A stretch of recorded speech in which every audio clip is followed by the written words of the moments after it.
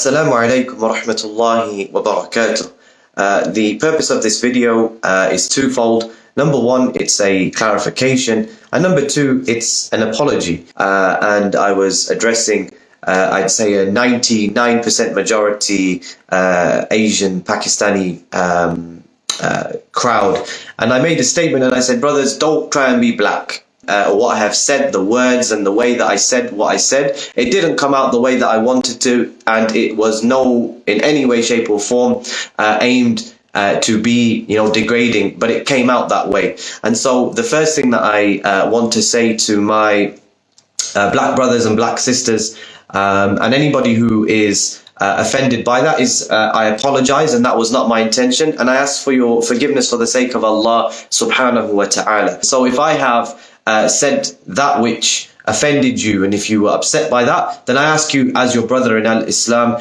to forgive me, because that was not my intention.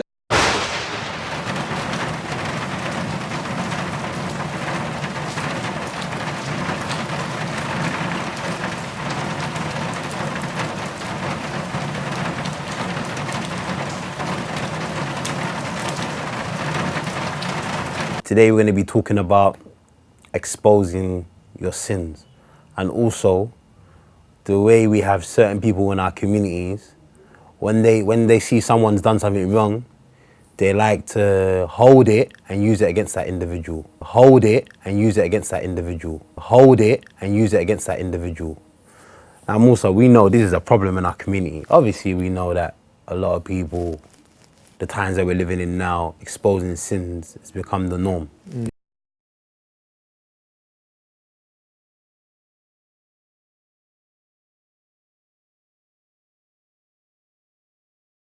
A person's messaged me and said, Ak, you know what I said, or what you said, or what you've done, I don't agree with it. And then at first, I'm like, what's this person talking about? Then I sit down and think about what they're saying, and I say, like, you know what? Maybe I said that in a way that's not really correct, you know what I mean? Because at the end of the day, you might say something with good intentions, but people might take it the wrong way. You might say something with good intentions, but people might take it the wrong way. You might say something with good intentions, but people might take it the wrong way. You feel me? Done what I have said, the words and the way that I said what I said, it didn't come out the way that I wanted to, and it was no in any way, shape or form aimed to be, degrading, but it came out that way. And so the first thing that I want to say to my black brothers and black sisters, and anybody who is offended by that, is I apologize, and that was not my intention, and I ask for your forgiveness for the sake of Allah subhanahu wa ta'ala. So I just feel like the exposing of the sins of people and just coming out because it's personal, and just trying to shut down everything that they're doing and going like they've never done any good, that is dangerous. That is dangerous. And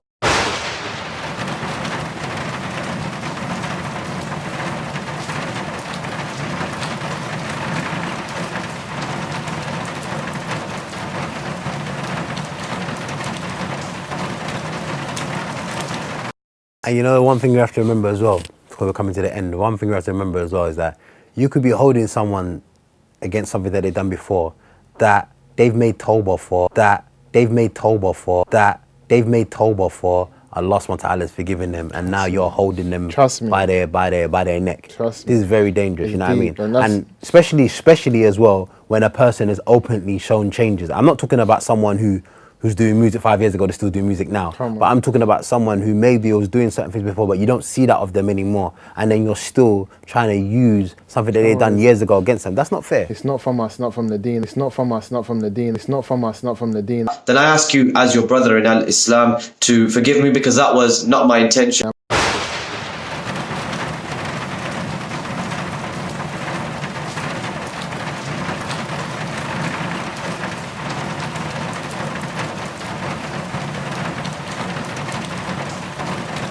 I remember when I was listening to Student Knowledge, and he was talking about when Abu Dhar spoke to Bilal and told him, you son of a non-Arab. You know what I'm saying? Because a lot of people like to say that Abu Dhar said to Bilal, you son of a black woman, which isn't the instance, because You know, Sheikh Albani talks about him saying, "You son of a non-Arab," because obviously Bilal's father was from Quraysh. He was an Arab. His father was an Arab, and his mum was a non-Arab. So obviously, when he said that, and the Prophet said, "Why are you saying that? You still have Jahiliyyah in you?" And he came and put his head to the ground and said, "I will stump, like, put your foot on my head," and boom, boom. And Bilal forgave him and didn't do any of that. Man said that once he forgave him, It was done. done. You never hear it again. No other hadith. Bilal said, "Remember that time you dissed me? Yeah. Remember that? It's done. It's done. It's done." Then I ask you, as your brother in Islam, to forgive me because that was not my intention. But what we have here is that if a man does something, you're always holding it over him. You remember when you done this? Remember when you done that? Remember when you done that? And it's one of the ways for you to lose your rewards and your ajr and things like that. You remind people about the things that you've done. for them. I think it's important that, because when I see these guys online, when they say, "I'm going to expose you. Remember when I done this for you? Remember I taught you alif bata. You could have." What are you doing? You know, and we're meant to be setting examples. So I feel like it's dangerous, and people just got to check themselves, man. That's the reality, man. The other element of how some people, when they make mistakes, other segments of our community use it against them and use it as a stronghold to sometimes destroy individuals.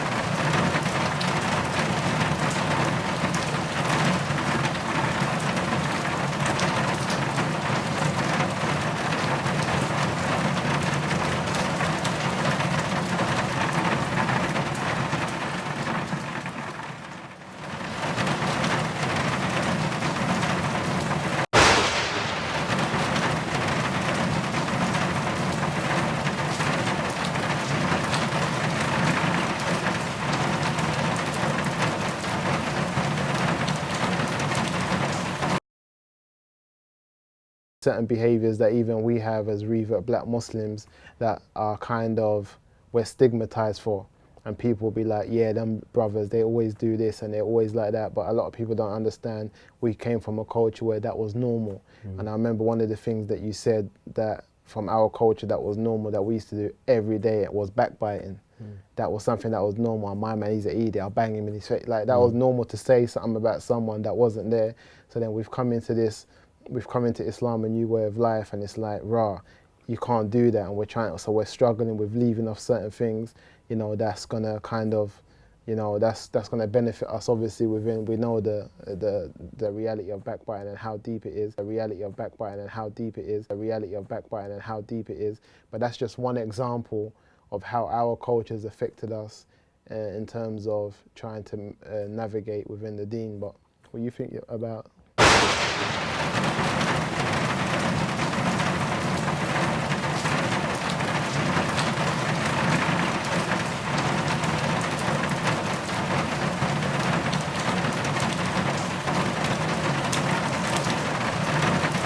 And like what you said, you know, one of the main things, important part of our culture was backbiting. Yeah, of course. Because it was a day-to-day thing where you talk about someone else. You know, we were used to that every single day.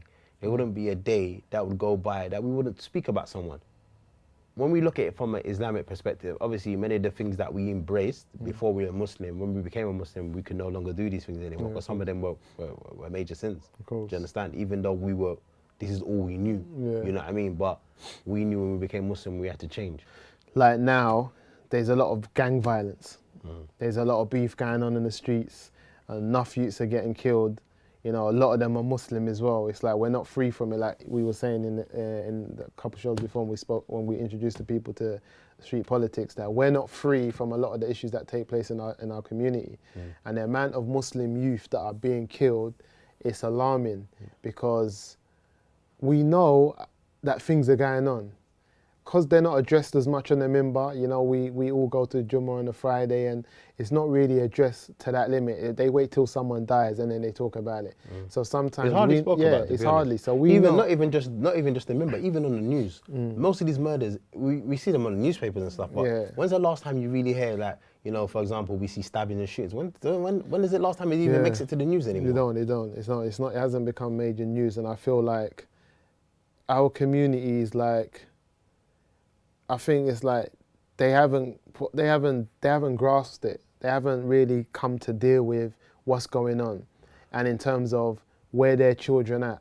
I just feel like a lot of the Muslim communities, their best ways to do is that if we can get our children to come off this black culture, this hip hop, gangs, raving, this culture as they see it.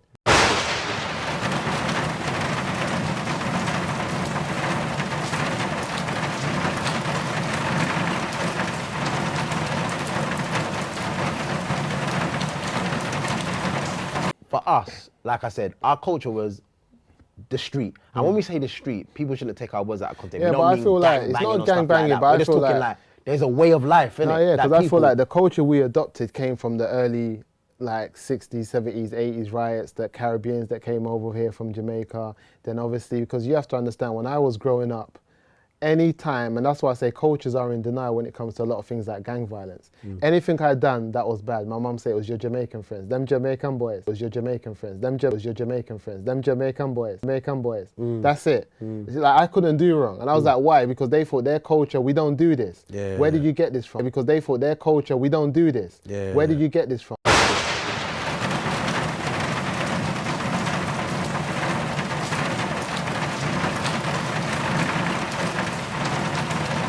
And you have to understand, a lot of the things that the Jamaicans face when a lot of them were coming over from the Caribbean, they face like racism from another level. Next level, And when it was happening at that time, the Africans that were here, we never really associated ourselves with them. Because a lot of the Africans at the same time, they were working class. They were like, you know, in certain professions that some of the Caribbeans that came over here for a better life and stuff like that, a lot of them were working professions, but many of them had children because they'd been there longer, and they weren't in certain professions. They were like, whatever we're facing now, they faced it before us. Yeah, 100%. And then they built a culture off that, of fighting the NFs and the racist groups within the country, and they built off that. So when we were now coming up in the 90s, have that same type of problem. yeah, we didn't have that titles. By the time we came up in the 90s, we were dealing with our brethren and our friends where they were in that.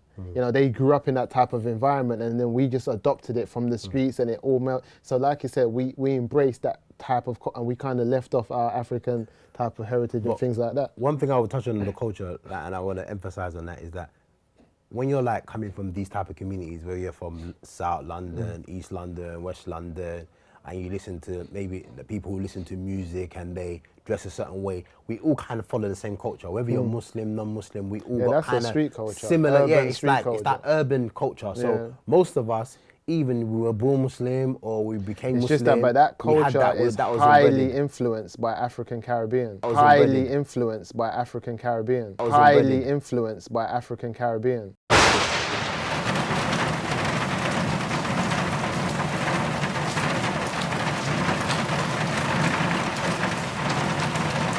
And that's the problem. It's highly influenced by our food, our music, our dress sense, our everything. So within that urban street culture, you don't find any Asian dress sense. You don't really find any Asian food in it. You hardly find any Asian music in it. You don't find any Arab food in it. You don't find any Arab clothing in it. You don't find any Arab music in it. What you do find is African and Caribbean music infused. You know what I'm saying? So you get those Afro beats, you get the ragga, and then you get the rap and the music that is come out of these communities like grime and Gary. So you get that type of, so a lot of that culture, the urban street culture, which everyone's adopted now because it's become mainstream. It's normalized. It's normalized anyway. It's not, now. it's Yeah, not, it's you know nothing what I mean? different. But the rawness of it has come from the African Caribbean community, and that's why I get it when other cultures and their family members point it to that and say, oh yeah, just stay away from them kids, stay away, because it's their music, it is. I get it. They're not hearing Asian music coming out of their cars. They're not hearing Arab music. They're hearing ragga and African type of, so it is, I get it, I understand it. But like you said, it's been adopted now. Because I remember once I was walking down the road and there was like a group of 3 or 4 kids talking, and I just thought they were black. And I just thought they were black. And I just thought they were black.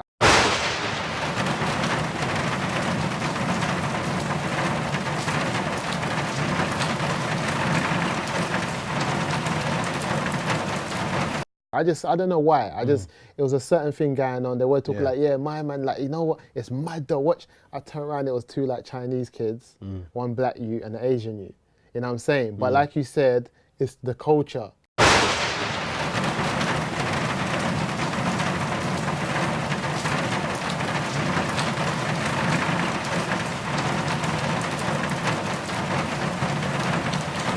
Not, which is very important, religious instruction, but to give them holistic lives.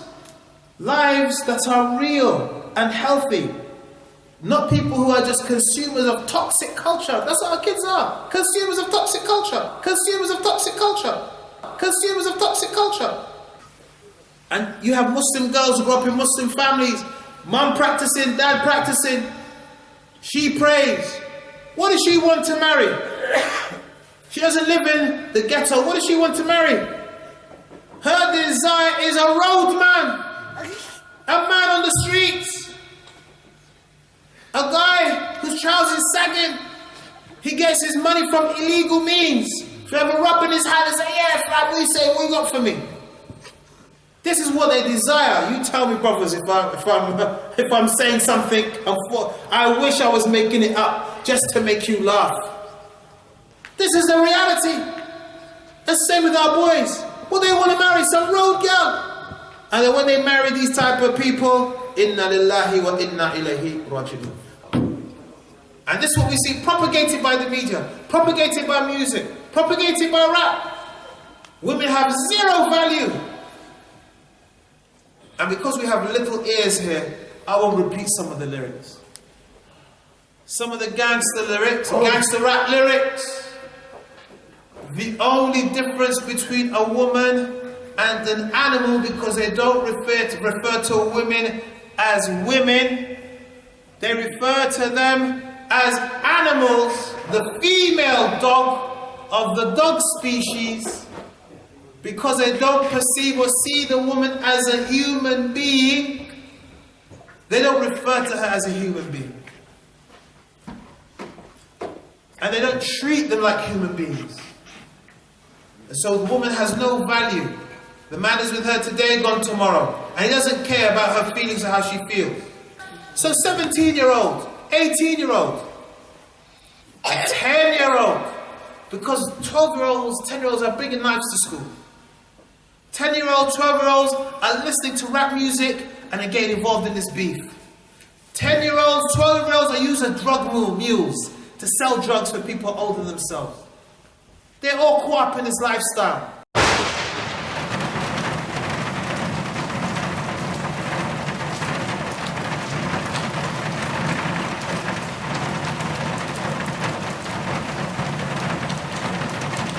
Gang warfare.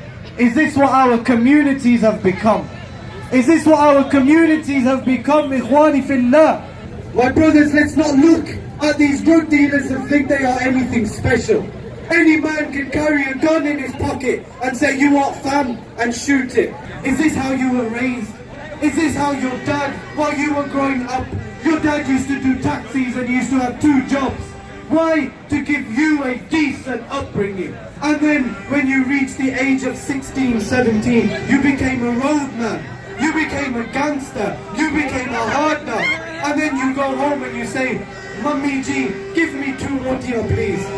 My brothers and sisters, every single one of us needs to look at what have we prepared for tomorrow. And this life of a gangster life, this hard man life, wallahi, there's no goodness in it. Listen to the ones who've lived that life and they know the reality. As the brother said, when you worship Allah, when you follow the sunnah, you feel a sweetness and a contentment, which if the rest of you knew what we feel, by Allah, you'd fight us and you'd say, give me that. I want it from you. I'm going to kill you and rip it out of your heart so that I can have it in mine.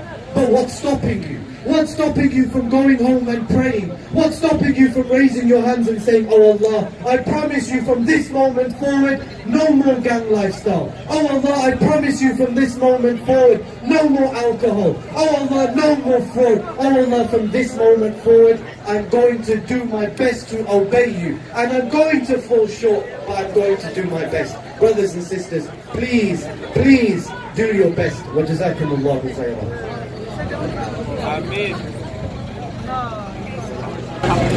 The brother is saying the truth. Yeah, just you know, give me your number 1 second. Another question. The brother is saying the truth. Yeah, just you know, give me your number 1 second. Another question. The brother is saying the truth. Yeah, just you know, give me your number 1 second.